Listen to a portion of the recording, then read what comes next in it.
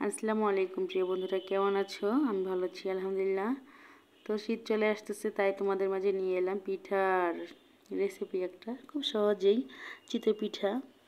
তো চিতই পিঠার গলাটা যদি পারফেক্টভাবে না হয় তাহলে কিন্তু চিতই পিঠা ফুলবে না, ভালোও হবে না। তো দেখতে পারতেছেন হাতের সাহায্যে কিভাবে গলিয়ে নিচ্ছি।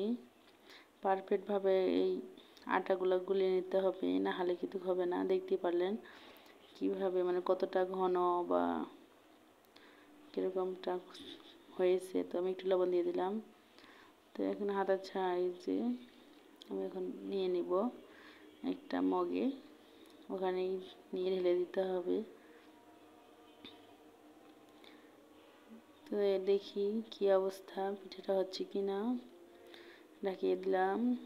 এখন দেখতে পারতেছেন হয়নি, আর একটু পানি মিশিয়ে আর একটু নরম করে নেওয়া হয়েছিল।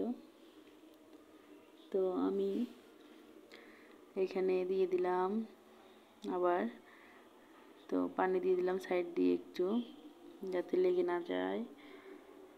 এদিকে আমি মরিচের ভর্তা করব, এর জন্য দিয়ে দিচ্ছি লবণ, আর দিব পেঁয়াজ কুচি,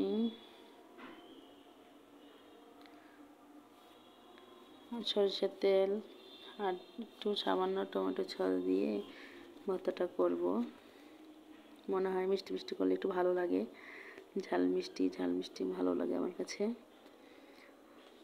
তো দেখতে পারতেছেন আমি পেঁয়াজ মরিচগুলো ভালো করে চটকে নিয়েছি, বুঝছো? তোমরা এভাবে একটু ঝাল ঝাল ভর্তা যারা পছন্দ করো অবশ্যই ট্রাই করবা। এটা কিন্তু ভাতের সঙ্গে খেলেও সেই মজা হয়। তো দেখো এদিকে কয়েকটা চিতুয়া ভাজা হয়ে গেছে। চিতুয়াগুলো কিন্তু অনেক সুন্দর ফুলে ফুলে গেছে, ফুলকো আর অনেক নরম, দেখতে পারতেছো। খেতেও কিন্তু দারুণ হয়েছে। তো এখানে আমি শুটকির ভর্তা আর মরিচের ভর্তা নিয়ে নিয়েছি, খাবো। তো কেমন হয়েছে অবশ্যই জানাবে আমার প্রিয় বন্ধুরা। সবাইকে আসসালামু আলাইকুম।